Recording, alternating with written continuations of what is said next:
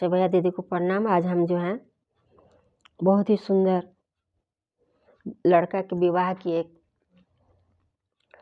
गीत लेकर उपस्थित हुए हैं, तो आपको चलिए गीत सुनाते हैं।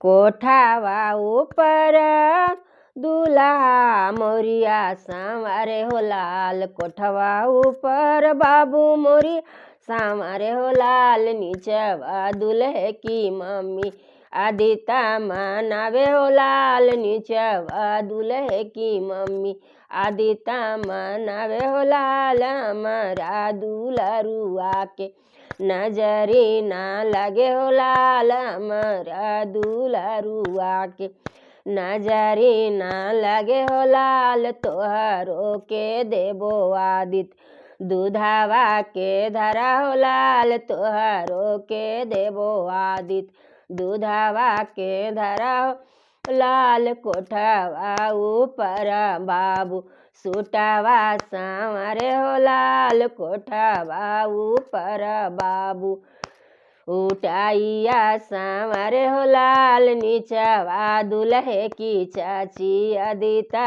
मनावे हो लाल, नीचवा दूल्हे की भाभी आदिता मनावे हो लाल। हमार दुलरुआ के नजरी ना लगे हो लाल, हमारा दुलरुआ के नजरी ना लगे हो लाल, तोहारो के देबो आदित दूधावा के धरा हो लाल, तोहारो के देबो आदित दूधावा के धरा हो लाल, तोहारो के देबो आदित दूधावा के धरा हो लाल, तोहारो